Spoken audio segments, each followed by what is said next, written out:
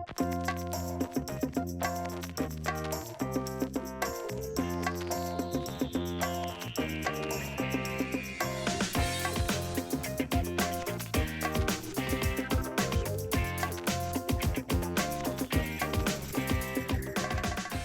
is podcast 20 with Michelle Mo. Michelle, welcome on. Hi, thanks for having me. You're welcome. So, Michelle, I think you've had a busy, I don't know if tumultuous is the right word, but these past few months, I guess, you've went from your sister getting married, then you've gone short-terming, and then now you're back in summer class. You know, it's a lot, big transition period. Anything insights you get from all that? Probably I would just categorize this time of my life as a big roller coaster. Like Mm, what you just said, it's like a big transition period from, I guess, being from place to place in such a short amount of time. Like right. what you said with my sister getting married, then I had to pack for a short term and Mm, in like the next 24 hours. And then I had to wake up at 4 a.m. with another sister to catch the flight. I mm. never woke up at 4 a.m. before. I only got like a few hours of sleep while my mind was still on like wedding mode. Before your sister got married, you were still in school, right? Mhm. Grad school, right? And then how many months did it take to like plan the wedding? You know, you were pretty involved, you know, it's very consuming, right? It's just everything building up to that moment. How was that experience? I've never experienced anything quite like it before. We all kind of had to learn while planning a wedding, which was really chaotic, Mm, but I learned a lot of things throughout the way. Like, first of all, you're not supposed to purchase a dress a month before the wedding. It doesn't work like that. Like for Bethany, she had to look for like, the dress. mm, And it takes like a lot of months to actually like find a dress. Then you have to tailor it. And then you have to check in like once a month to see if the dress fits and like everything looks fine. And then I think she finally like brought the dress home like a month before the wedding.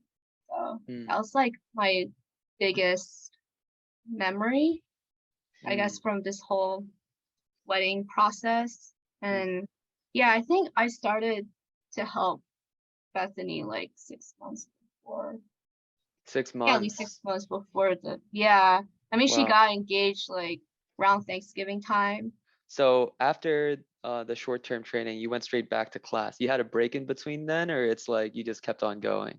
No, I sort of have breaks in between. I mean, I'm Uh-huh. only taking one summer online class, and to be honest, I don't do the work every day. Like sometimes it's kind of like I for one day I do all the work and then the next day I just don't do anything. I just do other things like, Mm, you know, just like drawing, watching shows and like, mm, doing those things that I enjoy. So mm, I think it's so weird, like, because the first like few weeks of getting out of school, like I was just like traveling places, but once mm. I came home, it's like complete like silence.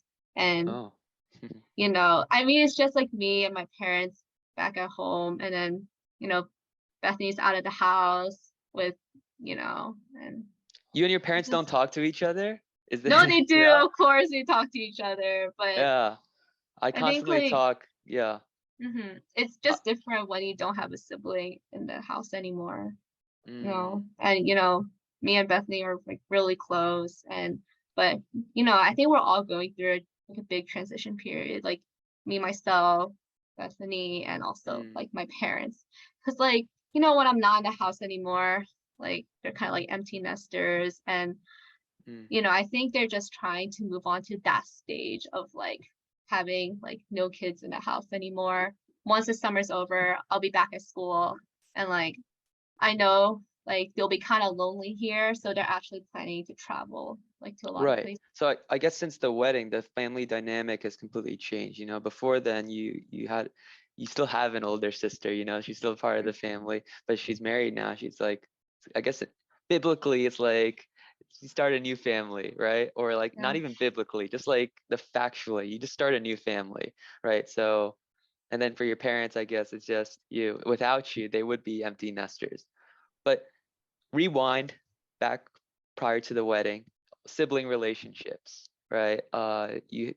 Some people grow up single child, but you have an older sister. Do you sometimes wish you had different sibling, like you were the older sister, or you had a younger brother, or you were the only child? Like, how do you see sibling relationships?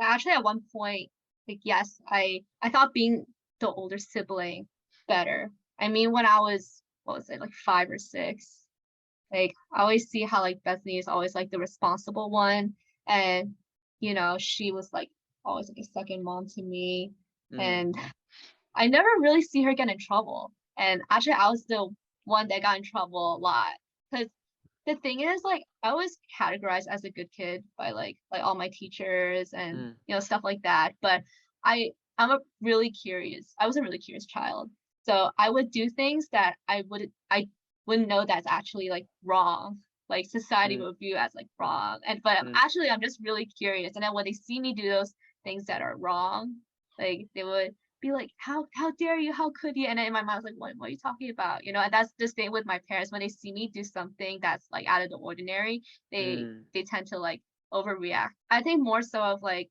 them being really anxious that something bad is gonna happen to me. So they'd Where do you never think that ever want stems me. from? Do you think that's just a general attitude parents have towards younger siblings? They're afraid of the younger sibling messing up, or was there a particular experience you had? Maybe you got lost or something, or you did something too crazy, and then your Oh parents, like ever since then, they've kind of, you believe they've changed their attitude towards you in a way. no, actually, I think there was one experience. Didn't I tell you this like a while ago where I was like 3 years old and I was lost in a museum in Boston or something? No, You know? what was Okay, it? okay. I'll Okay. tell you this. I actually kind of laugh when I look back because I always joke to my parents, what happened I was if I was really lost in like that museum, like I'll be lost forever. So basically, like I was like 3 years old and our whole family was traveling to Boston and then we were in this like children's museum. Mm, Forgot what was the name.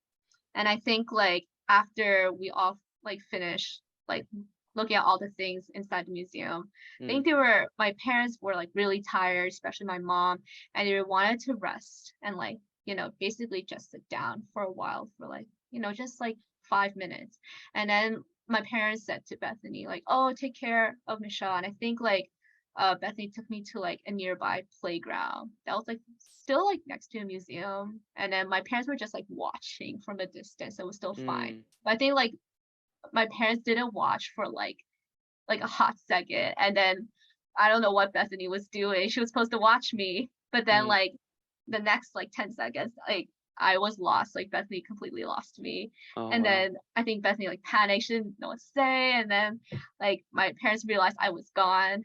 And then Uh-huh. they were like, oh my gosh, like Bethany, what happened? And then Uh-huh. where's Michelle? And they Uh-huh. were like, oh, I don't know. And like especially my mom was like in tears by Oh, then. right, Like, right. I think like one of my mom's biggest like fears was like losing her child. I mean, like any Mm, mom would think about that, but right.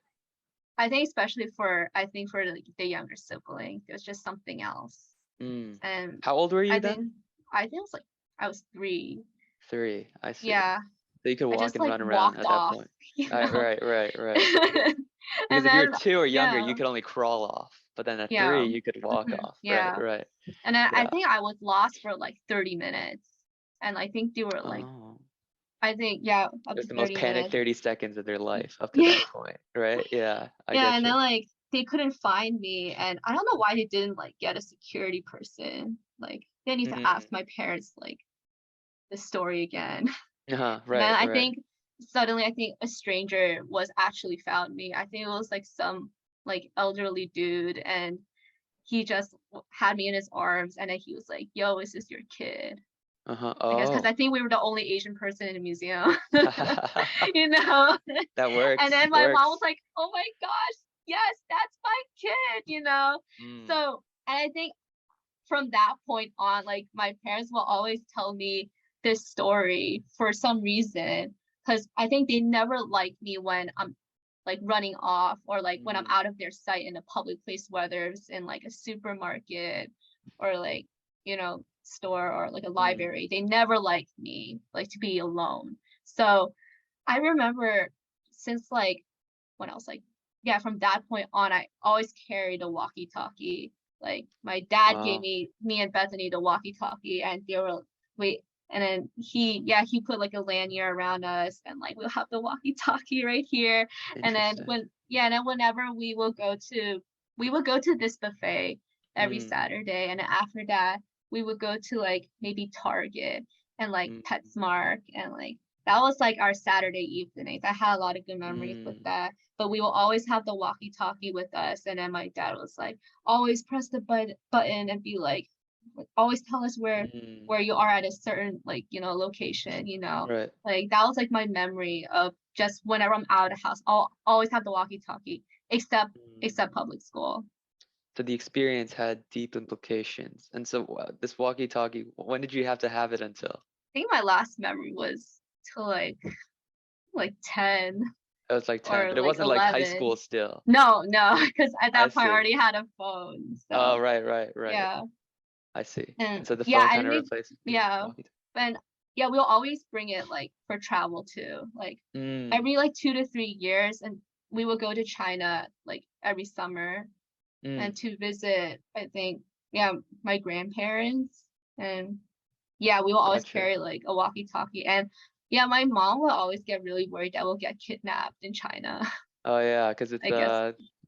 they're less friendly strangers like that old Yeah. man at the museum, And right? like my Chinese wasn't that great. So Oh yeah, right, so right. if they hear me speaking English, They might think you're then an they easy would know target. like, oh, I'm not from there, Right. And then my mom always tell me these stories like, oh, like like this like case of like a missing child like from Mm, this part of China or that part of mm-hmm. Right, and right. then like to basically like scare me and like I think that kind of manifested like in my mind and be like, okay, whenever I'm not with Bethany or Uh, my parents, then uh-huh. like my life is over. So I always had like that walkie-talkie with me. Oh, So I would it's like a never ever like run away basically. it's like a younger sibling complex almost. I That guess you form. say Right. that. I Hmm. see. Well, you said something about going to China to visit grandparents. Do you have any cousins in China? And then it's Um, like they mhm. grew up there and then versus you grew up here. And then even though you guys might look the same, Asian on the outside, like inside you're just completely different. You ever get that feeling or experience that? Yeah, I don't think just with cousins, just with like all my family relatives. Mm, Like actually, yeah, I always felt like I was different. Of course, what you said, like yellow on the outside, white on the inside. Like I remember I didn't like Chinese food that much, and it oh, was okay. really hard for me to digest like What, like fried certain. rice or like spicy Chinese food? Oh, we don't eat spicy. Oh, you Like don't eat spicy. my family's from South China, like Guangdong area, I thought so we that's where don't the spiciest stuff are, No? really. I Oh, don't think so, because no? like Okay. like South China's like really hot. We don't really eat spicy Oh, stuff, or my mom almost never ah, eat. oh, that's good. I like mild Mm-hmm. too. I can't eat, but like my mom loves spicy stuff. And my dad Oh, is sorta, yeah, Joseph loves spicy stuff. So like I'm the odd one out. Yeah, I just need oh, things okay. mild. Yeah, let's keep it simple, right? Yeah. Anyways. Mhm. Yeah, I didn't like Chinese food, and I don't think there was no boba in Marlboro. I didn't grow up Okay. drinking boba. Like Uh-huh. even like during like I didn't even know what was boba until I was like 12 years old. Right. Like I only discovered boba like during like SSOP, where I think I was like in seventh grade and our serving one was like, okay, if you memorize all the verses, we'll take you out to boba. And now all like the sisters and girls like, yes, praise the Lord. I was like, well, what's boba? And they're like, you don't know what's boba? I was like, how could you, And I was like, I don't know what's boba, Right, right. because I don't think Mona even had a boba shop until like this past summer or 2 summers Mm. ago. So actually at first I didn't even like boba Your when parents never took you out for it? No, I don't think my parents like even talked about boba. I'm But pretty when sure they you knew of it of its existence, but like they never like took when it. they were in China, did they like take you to like a boba shop or something? No, never. They did back in 2018. That was the first time. Okay, I see. Yeah, I think like that's when I knew of the existence of boba, and when I started trying boba when I started going to college, Mm, and I think like some sisters like took me out to like that H Mart area right. where there's boba like um fried chicken like that place. Forgot that place's Boom name, Boom and then Chicken, yeah, Boom Chicken, and then like what was that boba place? Was it Mango? Mango Well, that's Mango like Kung Fu is that a Tea. dessert place? They have tons of places now. I don't know which Yeah, I one. think like they opened a few new places there now. Yeah. And yeah, at first I didn't really like boba. Mm, I mean, I didn't hate it, but I just thought it was just some regular drink. I was like, why are right. you so obsessed with Are it? you addicted So to it now? no, I'm not super addicted to it. Like I can live without boba, but Uh-huh. I really do like boba now. But like Mm, that time, I remember getting my first boba drink at like that H Mart area, right. and I ordered boba without the boba. And then like some of the sisters were like baffled, and they were like, "Why did you just Why? order boba without the boba? Like that's the point of boba." And I'm Uh-huh. like, "Oh, I don't really like stuff inside my drink. It's kind of like it gets in the way and it gets stuck in my straw, you know." And Uh-huh. Uh-huh. they're like, you could just suck it. I'm like, I don't really like sucking it and Uh-huh. chewing it, but not Uh-huh. now I like sucking and chewing it. Uh-huh. So Uh-huh. yeah, I mean, I had a really basic palate. So like I think when I just started college, like things like boba and like Asian food, Mm. I felt like I had to conform in a way so I can like go out with like, my friends, and like Uh-huh. I would just buy boba to like just like 聊天, talk with them about Yeah. life and and What you stuff. wanted really was the conversation being with people, and the boba Yeah, was in a just way, yeah. complimentary. Not Right. necessarily because of the boba.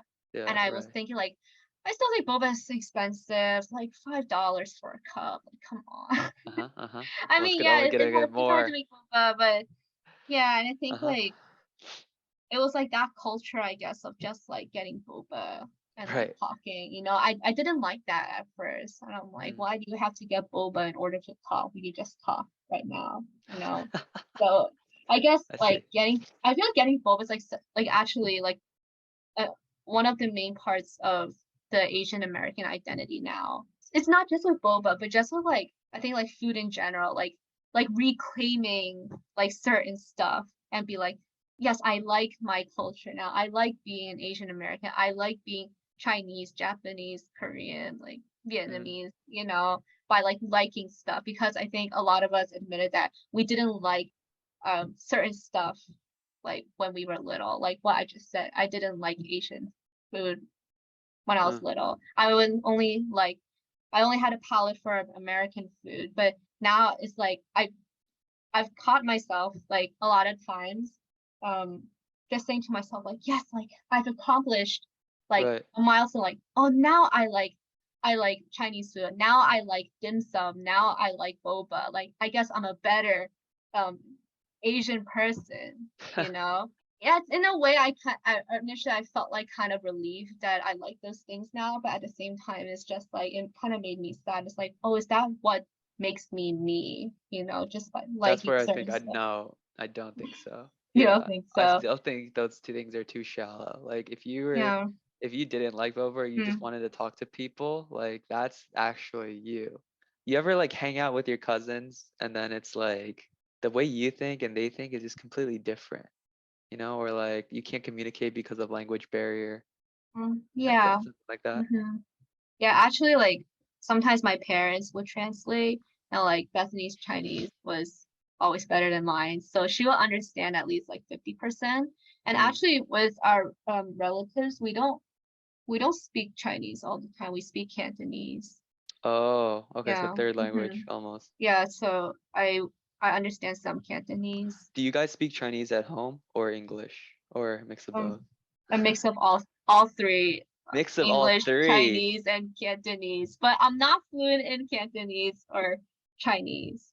But I can listen to some of like the basic words, and I would repeat it to my parents. Um, Yeah, it was What do like your parents Chinglish. speak to each other? Do they speak in English to each other, or they speak in Chinese? They speak in Cantonese to each other? Because my parents at home, they speak Chinese to each other.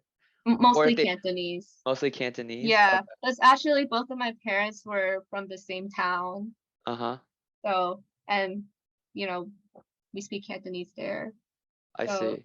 and it's a little bit of Chinese, but and English, only like certain words, but mostly Mm. Cantonese. Oh, okay. I see. Mm.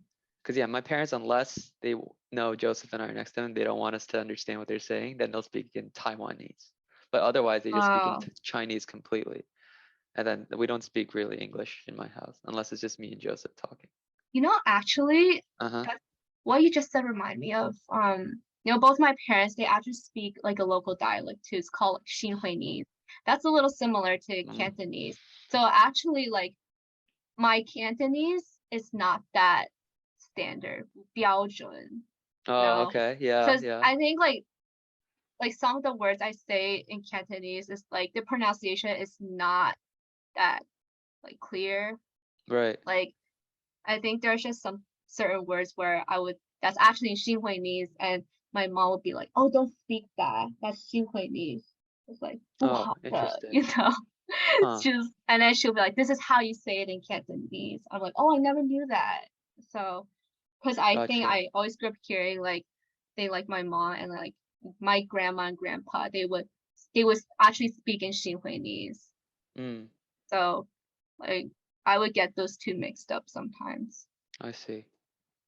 Especially with immigrant children, I think there's a issue with like identity forming Mm-hmm. because you're not completely like well, you're born in the US, but you're not you don't grow up with I don't want to say American values, but it's like your family culture, how your parents raise you up is based on how they were raised up in another country, right? Versus if you had American parents or parents who grew up in the US, right? Then they kind of know what's going on in the US and can raise you according to like that type of standard. But even if you do go back to China, you also don't feel that you fit in there because you grew up in the US. And so uh, you're kind of seen as an outsider there too. So how did you reconcile that identity? Do you see yourself as American or like Asian American or just Asian? I don't know. I don't like to put labels, but Mm, it's hard because what is considered like Chinese? What's considered Asian American? Like, are you fully that or that? that's a For me, question yeah, that's a question I'm trying to figure out too. I don't have an answer either. It's just like you're in that like mhm, situation and yeah, you're still puzzling through. But yeah, because I think the culture of being like Chinese and Asian American is is like sort of changing rapidly, especially now. Like, especially uh what happened in the past few years. Like, mm, of course, the world's pretty tumultuous, but right. and I think like a lot of Asian Americans, like we've experienced a lot of racism and Mm, a lot of prejudice, and mm, especially like during the pandemic. right. And I think like to be honest, I would categorize myself as Asian American because of Mm, course I grew up here, and I think a lot of Asian Americans now are trying to find a certain kind of identity. I want to talk about how like a lot of Asian Americans were trying to unite now, but there are a lot of stuff where we cannot agree upon. Like it's really hard to understand the Asian American identity, and I think that's why it's so hard to establish an authentic Asian American culture. Like I remember, uh-huh. like 4 years ago, we were talking about a short film done by an Asian American director, and it was called Bao. Do you remember that short Yeah, film? right. Yeah, and I remember you were saying how you hated that short film, but I loved Me, it and I I cried. hated it. Yeah, Uh-huh. you're Uh-huh. like, I don't understand it. Why the heck did the mom eat her son, which was Uh-huh. like a dumpling? Uh-huh. You're like, I don't get it. And I saw this like debate online where a lot of people are like, yeah, I literally laughed. Like the mom literally ate her son, her Uh-huh. dumpling son, and then like Uh-huh. I was literally crying by the end because like I kind of got this story where like the mom didn't want her son to like You like get resonated with it. yeah, and like grow up so fast and like get out of the house and like Right. being independent basically. And I feel like with a lot of Asian American stories now presented on screen, like it's not just like the non-Asian American people that don't get the story. It's actually a lot of Asian Americans don't get the story as well. Like if you know what I mean. Oh. Yeah, like me. Yeah, I didn't really get it. Well, Yeah. now I Well, look back at it, I kind of understand it more. But it's not just Bao. Like I think it's like other films I've seen recently. Like, did you see this new Disney uh Pixar film called Turning Red? no. You haven't seen it? Yeah. I Okay. think that's I probably it, really liked Michelle. it. It's I people who I really watch it. liked it. Uh-huh. Uh-huh. People who watch it like associate it with it. There's the people who don't. It forms like you're outside the loop in a way. You know what I mean? I don't Yeah. know.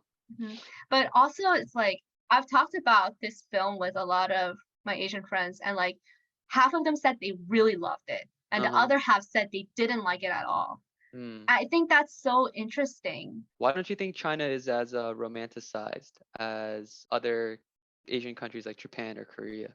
I think China lacks a lot of soft power, like pres Soft power. currently. Yeah, what I mean by soft power is like currently Korea is really good at exporting like a lot of K-drama and like K-pop to the Right. world. And Right. with Japan, it's like their anime Uh-huh. basically. You know, that whole anime culture that could be appreciated by People outside of those yeah. countries. But what do you think of China? Do you have anything in mind? What's your theory on it? Why do you think that it's China just has a lack of it? I have my own theory too, but Okay. Like China also have like their own like stars and like TV dramas and it films, hasn't but taken over like yeah, it Japan or has Korea. it. Yeah. And like the rest of the world. You Right. know, I mean there are certain like Chinese films and dramas that I enjoy, but it's not like at that level. You know what I'm Yeah. saying? Uh-huh. And even I think with the language itself, like of course I grew up like going to Chinese school. A lot of Chinese Americans have went to Chinese schools like every Saturday, but Right. we don't a lot of us don't really appreciate learning the language, even though it's so popular to take a Chinese class like when you're in school or university, but Right. But we then don't really appreciate it to that uh-huh. extent. Like we would think it's a burden to go to Chinese school, like and like do our Chinese homework like every week, you know. Right. I was talking to one of my close friends and he was like, I really love K dramas and like he was like, I watch one like every week and like he's just I just love it so much. Like and I was like, how come you love it so much? He's like, I don't know, it's so well done. And then, you know, and then And then because they I want think to we learn were Korean that way yeah, and he wants to learn Korean and you know because of yeah, it's the yeah, dramas, right. yeah. And then I think we were also talking about like in our childhood, like we went to Chinese school, um, but and I said, but he was like, oh, but I never like going to Chinese school, you know, I don't really Right. like learning Chinese. But he was like, Right. but I want to learn Korean, you know. And I Right. think this was really common when I talked to a lot of my close friends I grew up here, and because like all of us went to go to Chinese school, but Right. like I noticed like when we got to high school, like they would appreciate like Korean and Japanese culture much more, Yeah. you know, and it was like the popular thing to do. It was popular to dance to K-pop songs and Mm. like watch anime, but they wouldn't. And then we would take Chinese school and learning Chinese as a burden. Why is You that? It know? seems like China lacks a creative power. I guess you call it soft Yeah, I power. think so too. Do you think And it's historically issue or caused by certain developments in the last 50 years? yeah, I think yeah, a lot of things, but also I think the perception of China has not the best recently. Like they will say, "Oh, the Chinese government this," and you know, Oh, but like we used to hate the Japanese people like that. They were an enemy during World War II, and suddenly we like hmm flipped it on its head suddenly, after World War II, yeah, and they right? were Why? like, "Here's anime," and people are like, pew, Right, pew, and pew, then yeah, it's kind Yeah, of and like I, stolen yeah. the soul of America. Yeah, yeah. You have a lot of Yeah. Americans who love watching Japanese anime rather than like American cartoons. It's just like, hmm yeah, but why not the same thing with China? No, it's just even I can't wrap my head Mm. around it. I think Like, it's because a lot of censorship in China. yeah, It's and I it think it so wasn't open too. to the world, right? Like South Korea, Japan is very closely connected with the US. So in a way, it's but they're all bananas in a way. Even though they live in those countries, they all are like getting some American liberal elements infused into them. But with China, hmm since they sealed them off from the US and in the Cold War, they're kind of seen as our enemy, right? hmm They're kind of cut off from Western influences, and then I think with communism, it tends to stifle like you need to kind of toe the party line or be a certain way, right? If you're not hmm the standard, like it's not good for diversity is not good because that leads to people disagreeing, right? And then when hmm people disagree, that creates issues for the government, right? And so they hmm encourage like people to think a certain way. And when you do that, you kill a generation of artists. Not even like physically kill, but you just like you mentally killed the idea or like killed the creative spirit, and so then it's just gone, and it's only Yeah. until the next generation comes along that you'll get that again. Yeah, and I think that's so sad because I believe that there's a lot of beauty in Chinese culture, but I think we just don't know how to show it. There's no one to express it. The people who would have expressed it are gone silent in a way, right? I think I also talked about it to like my parents, but they don't really understand. They're like, no, Chinese culture is so beautiful. Look at 1,000 years, 5,000 years of Chinese history. But I'm just like, Uh-huh. I'm not trying to talk about 5,000 years of Chinese history. Right, I I'm want to talking talk about about the like right pop now. culture, right? Yeah, it's like we lack a lot of pop culture, and I think Because so. yeah. One thing I'm talking about that I think China has been really strong at is I think the gaming industry. Like I'm not sure if I ever talked about to you about Genshin Impact. Like that's one of Uh-huh. them. And I was talking to I think some brothers about it, and they were like, "Wait, Genshin Impact is from China?" And I'm like, "Yeah." And Yeah. I was like, "Haven't you noticed like throughout like the game, like a lot of sceneries were from inspired by like China?" Nope. And Nope, totally. okay. And Yeah. like even the character names are Chinese. And they're like, Oh. "Oh, I thought like MiHoYo was a Japanese company." I'm like, "No, it's from China." So I Oh, guess I didn't I've know. seen and like actually I I've don't seen play a either, so I don't oh, know. okay. I've seen a lot of actually I've seen a lot of people online.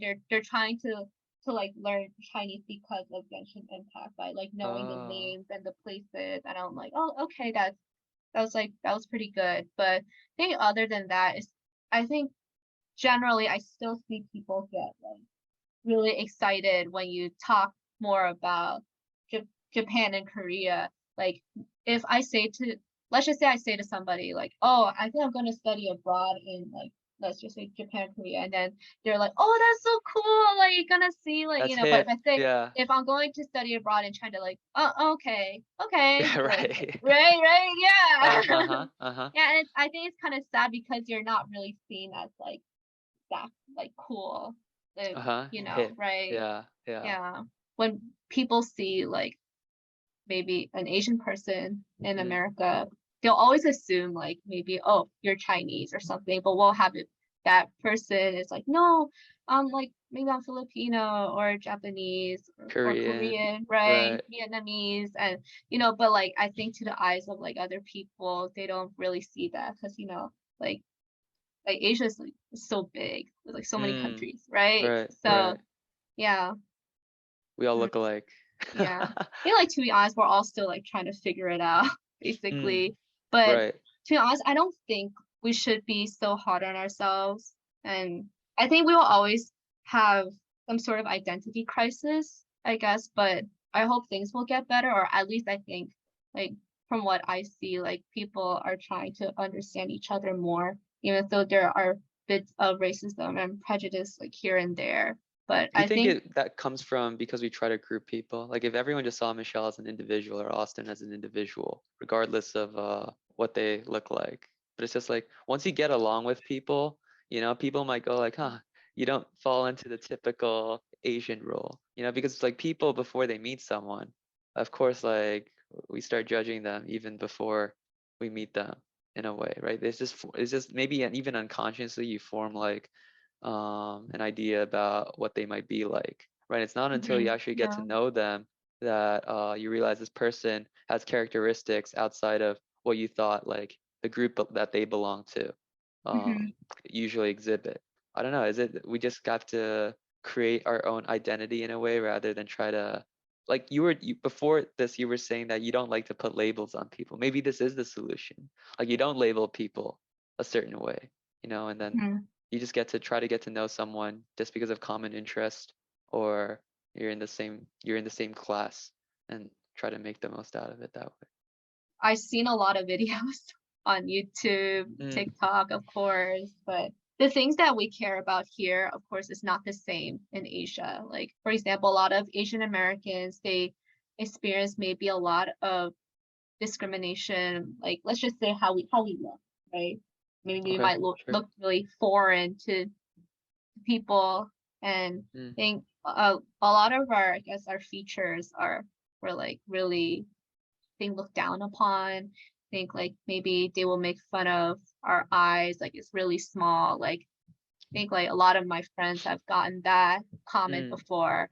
And like right now a lot of, especially I think like girls are trying to reclaim like our features, like saying, oh, it's actually really beautiful, stuff like that. Like the people in Asia, they don't, I mean, they also maybe would get like the double eyelid surgery, they also don't like small eyes. Like you wouldn't have a foreigner tell someone in Asia to their face like, oh, you're kind of ugly, or you wouldn't encounter like a different beauty standard, I guess, right? Or Mm. like since you're not immersed in American society, it's like it's just everyone there looks more similar, and so it's Yeah. like Hmm. I guess the standard's different, really. Like not really culturally diverse, Right. basically. But don't So you think like I don't know, like this beauty standards they change over time. Like maybe like 300 years ago, it was good to be like fat or plump, because then it means you're healthy in a way because, it's like you're able to eat a lot and then hmm you can support a kid, right? hmm Versus if you were kind of skinny or frail looking, then it's like, you might not have grew up in the best environment and all that. But now it's like you should be skinny and you should be I don't know what the beauty standards are now. I don't know. It's just because now we hold different values, right? I hmm always found like it's kind of weird because it just constantly changes. And what is taken as the best in one generation is not necessarily the best in another generation. And hmm so it's just like, why chase after a changing standard? Yeah, beauty standards change all the time, but what I've seen in like a lot of Asian countries, I feel like the beauty standard has always been sort of the same, like always being pale, like white skin, and like being skinny. But Do you know why pale is good? yeah, it was like you don't have to work outside Yeah, right, sun, right. right?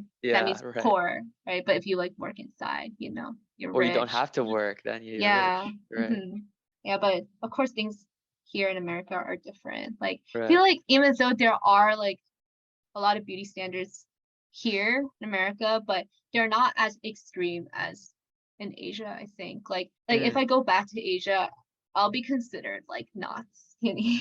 Even though like here most people might think like I'm skinny, but not there. Like I've seen videos of like I think people on TikTok, like they're posting like when they Because we go back eat to, more. We eat more as Americans, I think. Don't you think but like so? when they go back to China, Uh, it's like a lot of their relatives will point out to them like oh, you got fat, right? And but in reality they're not. They're like what, 100, like 10 pounds, but they want them to lose more weight. hmm. And it's like it's hurtful, you know.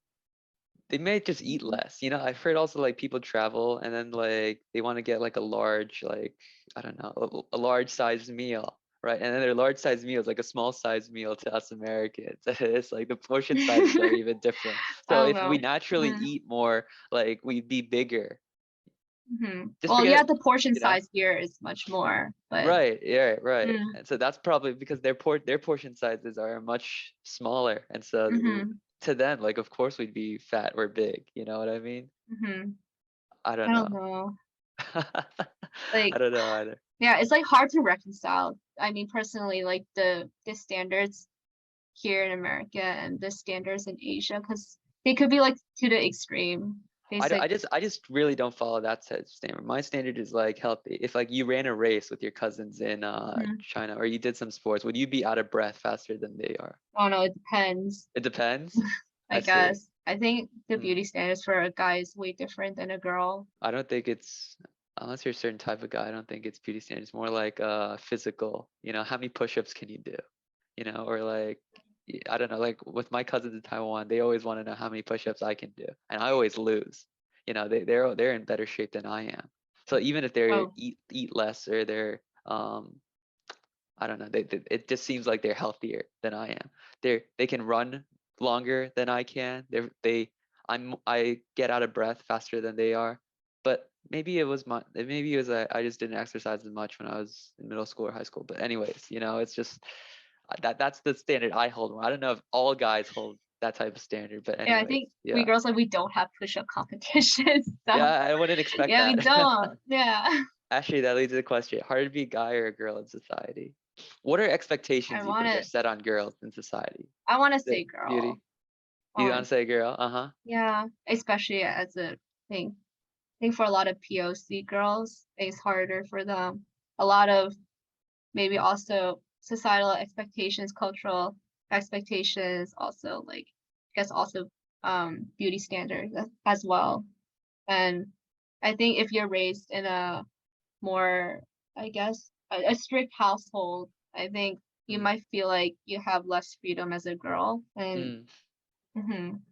And I think for guys, just I believe you guys also experience these problems, but I think it's just a little less lenient. But I think you guys also have like a lot of problems as well. But I guess yeah, it's different set of mm, problems, hmm But I think that I don't, my dad always said it was harder to be a girl in society. It's just like you have to consider outward appearances a lot. I think you're hmm judged more on how you behave. hmm I think guys like behavior is more lenient. It's like if they're very immature, or like they're running around all the time cursing or whatnot, people are like, yeah, they'll change. You know what I mean? But for girls, hmm if you're like that, then it's like, I don't know, you get judged upon pretty quickly. yeah, But yeah, right. And then it's yeah, like people hmm expect girls to be perfect in a way, I think. And hmm then it's like you have to meet that perfect standard. Like guys is like more lenient. It's like, they'll grow hmm up, they'll change, things like that. But hmm but that's not saying like guys don't have like burdens too. It's like I guess like if we do get in a war, right? Like the draft applies to guys only. It's hmm not girls don't have Yeah, the it's same. not. I think like this also has been a hot topic lately because I think the argument was, oh, like you really think that men have like all the power, and then like there's some guys that are like, oh, but we have to serve in the military, you can't. I think I was hearing like I guess some rumors of them changing the draft, and then like all the girls were like, never mind, my place is in the kitchen. And then we were like, oh, you're so like hypocritical. Double So standard, right? It's like you yeah, want you want to yeah, be equal, but then if you want to be equal, you also have to serve in the military, but then you don't want to serve in the military. Or yeah, you and then that it's now just like, like, yeah, now you want to yeah, back off because the physical exertion aspect is coming out, right? Now you actually have to mm, compare how many push-ups you can do, yeah. right? Actually, now that I think about it, I think that for girls, our problems are more of like daily issues. I think like what you go through Mm, daily, but for guys, it's more of like in extreme situations. Like you guys have to, I guess, rise up to the occasion when something like really bad happens or an emergency, basically. mm, Like what will happen? I just thought of this example. Let's just say you're in the Titanic, right? And uh-huh. then the boat is about to sink. Of course, women and children first. Women and What will children. happen if like the dad doesn't do that,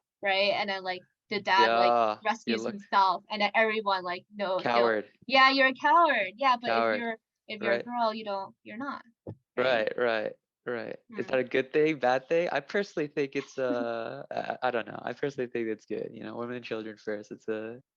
It's a worthy principle. If it was passed on for so long like that, there must be something to it that's important there. I can't quite put Hmm. my finger on it, but yeah. It's like different things. We could always like have hours of conversation and like we'll never come up to a real conclusion. Like people will always be fighting like hard to be a guy or girl. But I could just end off saying like, oh, is for me, I would say girl because I'm a girl and I know girl problems. I don't know men's problems to like full extent, you know. One of the problems for me, I guess, of course, I did have body issues growing up, Mm, and like I'll always not like it when my clothes don't fit anymore, you know, and I always uh, think I'm fat. But then like, of course, my mom would be like, "Oh no, that's normal." You know, like it's uh-huh. normal to grow and like, you know, your clothes won't fit anymore, but I'll still feel really bad inside, you know? Like, I always feel like I'm the problem, you know? Like how come like other girls my age, like why are they smaller than me? And like, you Uh, know, I think yeah, and I think like I always like grew up like also reading like certain books where like the main girl protagonist would mm, always like the author would describe her as being like fragile and frail and small and petite, you know. They will uh, never really describe the protagonist as someone that is like maybe curvy or heavier, and like those were like considered like bad characteristics basically, oh, you know. So okay. then maybe like if she has a love interest, then like the guy can pick her up like really easily, right? And then Right, like right. yeah, it wouldn't make sense like people won't think it's romantic if like the girl's heavier and the guy can't pick her up, you know. So Or the guy smaller than the girl, I guess. Yeah. yeah, so you know, you might think it's funny, but I think that like those little things messes up with your brain, you know. I think it's funny, but I think it hits on a very crucial point, or like it tells that one point explains a lot. You know what I mean? Yeah, Yeah, yeah. like little things like that. But I think um like the beauty standards have been a little better I think Right. over the years, like because I remember like growing up in the 2000s, like the standard was always like skinny, like and but I think when I started like going to high school, I think Mm, people were started to talk on social media about like body issues and like how like it's not good to be like 100 pounds, you know, like at the yeah, and like you be have a to be certain less than weight 100 pounds? or yeah, I think Wow. there were some yeah, it was so Uh-huh. sad. Like, Uh-huh. yo, But Tumblr that's was still going on wild back today. then, you That's still know? going on today. Just not Tumblr. It's more like on TikTok or whatnot. Is that true? I don't really use social media, so I don't Uh, know. of course, Tumblr is not that like popular anymore, and of course, there's like a lot of like shady stuff on TikTok. But I think people are more vocal about like their struggles, and then like, Right. and also like I think there's more like body representation, like Right. basically, yeah. So I think that has gotten better, but some people have admitted that being skinny will always be like the classic look. You know, I think it yeah, like do you remember like um you know like Classic look. Kim Kardashian Uh-huh. was like she's considered like curvy. I mean, I think she has gotten like butt injections and like, you know, trying to look curvy, and that was like the look that a lot of girls wanted in the 2010s. But it's not natural. Yeah, it's not, but a lot of people want to get like um the BBLs done. You know? Oh, okay. Well, Yeah. you Hmm. think this is because of social media? Because like in a world without social media, like if we had like alien just come in and then they're just like, why are you using social media? How would you explain to them? It's like, oh, to keep connected with people, or it's like, do you know people in a deeper way because of social media? Like prior to social media, you would only know people who are in your community, right? Maybe those Hmm. at work, maybe those at school, maybe those who go to church every Sunday, right? That's kind of like, I would imagine that's kind of like more traditional American society. But now that you have social media, you don't just see the people around you, you see everyone in the world, Hmm. right? I guess you could influence or reach out to more people that way. But Hmm. that's like how we advertise social media. Is that actually what happens when we use it? I think like naturally over time, yes. I mean, whenever something is invented, then at first we will start off slow, like, you know, because we don't know how to use it, but then like over time we will develop our own culture of using a certain Mm, product, and then, you know, over time it'll be something else. that works out. That's Yeah, much more balanced. So yeah. how long would you give Messenger or Instagram that time? Because so far what it's been Hmm. advertised as something good to keep in contact with people, right? But then there's side effects or negative things that we never thought of. People become concerned with how many followers they have, right? Whether they Mm. post the right photos, how people look at them, right? There's the idea that people only post good things on social media, and so you get a very skewed look on life. When you go on, you get more depressed that way because you're like, how's everyone having such a good life while I have negative things? But meanwhile, like everyone does have negative things in their life, but is just trying to glean the good stuff, right? Mm-hmm. And then there's also, like you were saying, like body image, and standards that never would have been set in a community, in a local physical community, but are now propagated to everyone. With Instagram, the app is always trying to evolve. Like right now, they're just trying to be TikTok because TikTok's like the #1 social media platform right now. Like Wow. like Uh-huh. 10-second like short videos are the thing now. Uh-huh. And but Instagram has always been um they got popular off of just like posting photos.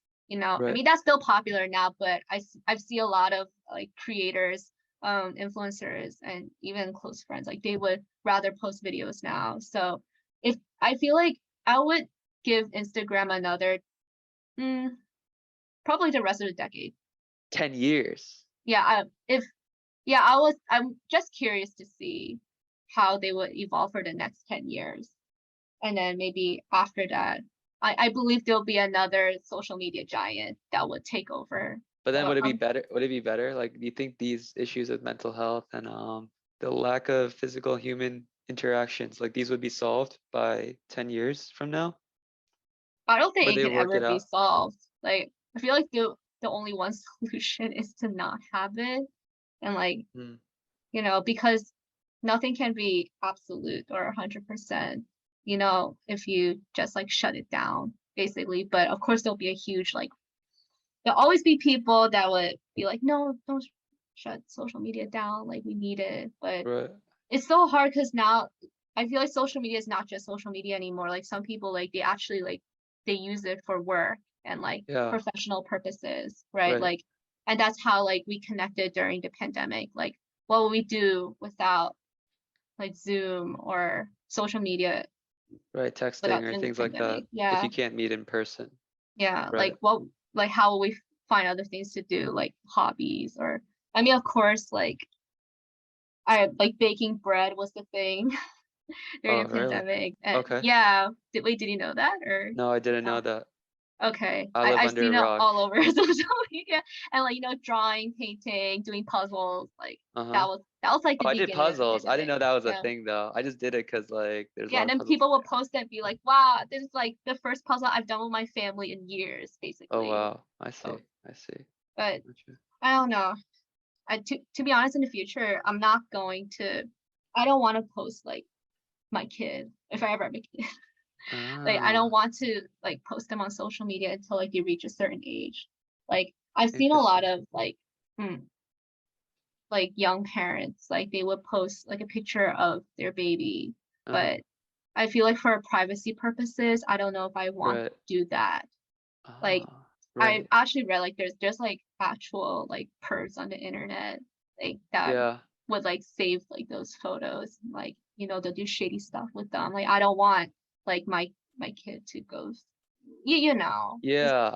They there's don't even crazy have, stories like yeah, now there's you know AI doing it for people like that. hmm, You can have an AI run through thousands of photos and then it's hmm, like they could create really bad filters or just analyze tons of data like that. yeah, like Because even you're what will enabling that happen. in a way. I don't know if I even want to create a private account for just my kids, like just like Uh-huh. I've seen a lot of families documenting like, oh, like they're eating like Right. solid food now, or like, oh, baby's first walk, but But you would take you never. photos and make like a physical photo album out of that. Like that's still good. It's just Yeah, I not think posted on so. social media. Yeah, because what Right. will happen if they reach a certain age where I'll allow them to have social media and they were like, why the heck did you post this when I was a kid? I look so ugly, like, right? Right, right. Okay. Yeah, Because it because wasn't their account before they had free yeah, will in like a they don't way. have, yeah, you don't know. So yeah, you have to wait until they have free will to want to do it. Right. Well, I mean, every human being has free will since kid, but when they're old enough, like, but I just don't know when will be the right time. Like, of course, like Facebook Right. that you have to be like at least 13, but yeah, I don't know if I'll allow them to have social media at 13. Because I feel like if you're exposed to social media even at that age, it's still damaging. Because Uh-huh. actually, when I was 13, that was when I first got Facebook, and Right. like I had a lot of problems since then. I mean, social media has given me like I had my really happy moments with it, Uh-huh. but it also I was also like really sad, Do the happy you moments know. outweigh the sad moments? Um, Or do you hit a net even? it's hard to say because at like different age, since I was a preteen, like I used social media differently. I would say Okay. in a way the happy moments did outweigh the sad moments, but like I would categorize the happy moments as like just any regular day where I would use social media, just like maybe scrolling and looking at people's stories. Like I wouldn't necessarily feel like happy, but I would know when I'm sad. Right. No, I won't necessarily feel happy when I see a picture on social media, but I absolutely know when I feel depressed or sad. And I would remember those moments very vividly too. Um, Okay. yeah, I think um right now I feel like social media is getting like so intense. Like there were moments where I'm just like I have to delete it. I wouldn't have Uh, it for a certain period of time. And I think even most recently I tried to deactivate my Facebook, uh, like like it right. wasn't because I was necessarily like depressed, but Uh. I think it was like my way of moving on. What do you Like, feel you're overloaded by information? yeah, in a You way. are, yeah? Hmm. Information Still too overload. much. That was And the thing I forgot to mhm, mention. Yeah, it's not yeah. just you're seeing a lot of a biased source of happy information, but it's also that it's just a lot. It's to keep in Mhm. touch with how everyone's doing. Yeah. It might be too much. Hmm. Mm. Like I think ever since like when I got social media, I felt like I needed to know what everyone's doing. But Ah, that's not healthy. And I think uh-huh. like I mean that's how a lot of people use social media then. And I think mental health wasn't talked about too much until like much later on. Right. And yeah, and I think like yeah, it was like I feel like it was like a huge problem that I didn't realize that it was abnormal to know what everyone's doing. Do you think it's influenced the quality of human relationships in that people are more shallow, surface level because they're just looking at things through pictures rather than Yeah, directly interacting with people? yeah, because you get a certain perception of them, and you don't know like what's the real them. Like you can only judge by a certain picture or a tweet, and you don't know if that's real. And Right. I think I had to learn over time, like to always, whenever I read an article or see Uh-huh. something online, like always take it with a grain of salt. Like don't believe Mm. everything. I think I'm still trying to learn that. And yeah, you really you never know like the real person unless like you speak to them like face to face. That's So always you the you best think this is way. like a detour? Like having social media, it's like a detour, or is this progress towards better humanity? Both. Both at the same time. Yeah. Okay. Because you could like I believe you could do great things with social media, but if you just use it carelessly, it could be really destructive. Right. But that's also like, I guess kind of like drinking in a way. It's like, yeah, if you drinking can be good. It's like a social event to hang out with friends, kind of loosen up. Hmm. But Yeah. then done in a careless way, it could lead to intoxication, driving under the influence, things like that. So, Hmm. and that is a problem in our society. You know what I mean? But then it's like, does drinking outweigh the consequences of drinking? Well, then it's like, it's hard to say because it depends on person to person, the situation, and all that. So Hmm. I think that, yeah, maybe in the end there is no answer to it. Just some social media will always be something that just is in our society, and it's how you utilize it. But I don't think like I don't personally wouldn't trust myself with social media. Hmm. Yeah, Yeah. you don't need it. You still have friends without social media. So, Yeah, yeah, I hope like I'm almost like trying to like I don't know if this is a good thing or bad thing, but just like trying to live in a world prior to social media. Like how did people talk without social media back then? You know what I mean? They probably just talked to each other in person. and that was it. Am I limiting myself that way? I guess. Am I like being backwards and like trying to live in a time that's not mine? I guess, Mhm. but I do feel too much information. So Mhm. it's just like the around with the people around me, I think that's already enough. You know what I mean? I like even like doing the podcast, I'm worried that I'll get to some point where I just too much information. You know what I mean? Or too much people to keep on doing podcasts with that I Mm. just yeah, It's that'll hard to be keep up. overloaded. Yeah, Mhm. exactly. But we'll see what happens when I get there, Mhm. right? Yeah. Oh, another thing I feel closely like tied with social there media is Mhm. celebrity culture. You Celebrity know, you talked culture. about Kim Kardashian, right? But I think the Yeah. one you're into is Taylor Swift, right? How'd you get Oh, into I love Taylor Swift. You don't why understand. is that? Why is that? Is she a good role model? I don't know really anything about her. So I just Mhm. know she's a pop artist, I think. So yeah. A pop country now qualified as maybe indie artist. Like, do you know Uh-huh. her last two albums that she released, which is Nope. Folklore and Evermore? Okay, all right. It's like totally different from like the Taylor that you know. Like, of course, like she started off country, right? With like Love Story, You Belong with Me. Like you know those songs, right? No, sorry. Ah! Maybe we'll have to listen to it at some other Okay, point. yeah. Yeah. And then like she turned a bit of country pop and then totally pop, electric pop, and then she turned into like indie, back to country a little bit recently because she released two surprise albums during the pandemic. Like the first one Mm. was during the summer of 2020. The second one was fall, winter of 2020. Like she Uh-huh. did it twice. And people like were really liking this new Taylor Uh-huh. because like like, oh wow, I feel like she's like kind of like she's like her music's maturing and she's like kind of going back to her roots with country, but Uh, also like exploring a new genre that's like sort of in now. I guess like indie music's in now, but right. like and what's so special about these two albums is that it's really like stripped down. It's not that really heavily produced, like because it was done during lockdown. It was Right. created when like she couldn't go to the studio in Right. person where she'll have like an orchestra to like help her Right. with her Right. music. So Uh-huh. but basically like she built her own like studio at home and like I think she recorded it at home and also in like a really small I think a small place with like a few other producers. I forgot what was the name, but yeah, it was really stripped down and people were like, "Oh, this is like we see the more like natural side of Taylor."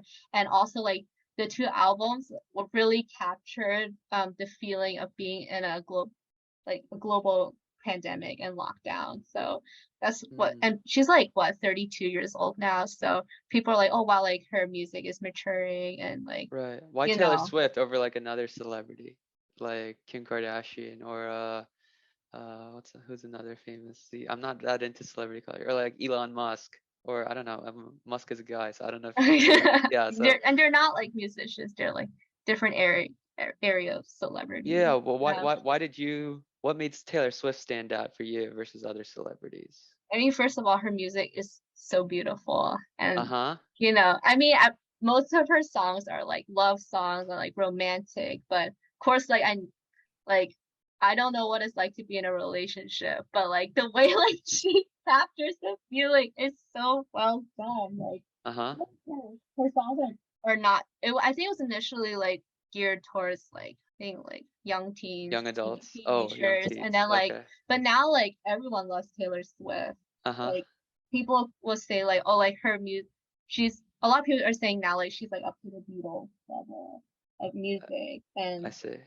she's like basically a true pure talent and Gotcha. yeah and I Mm. think it's so interesting to see how people perceived her initially up Yeah. until now, right? At first like people labeled her as like oh like some like cute country singer whatever, and then people are like oh she had too many boyfriends and like she always like like you hear these rumors, but now they're like oh what we've done to her before was so sexist, like why do Uh we huh. ever think of that, because like it's normal to have an artist like write albums about like their ex-boyfriends or like their current boyfriends or Uh huh. and but if you see like a guy do that, like write about like someone that they love, like no one Mhm. would really say anything, right? Like they wouldn't say like, I don't know.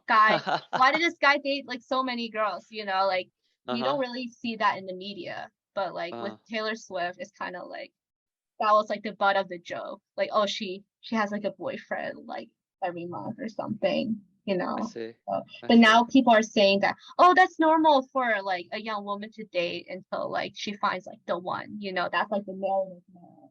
Uh-huh. Um, basically. So Well, I think we're reaching the end of our time today. So thanks for coming on. And yeah, thank you so much for having me. yeah, and hopefully we'll follow up. Maybe Taylor Swift release a new album, or after I listen to some tracks that you recommend, then we could talk more about it.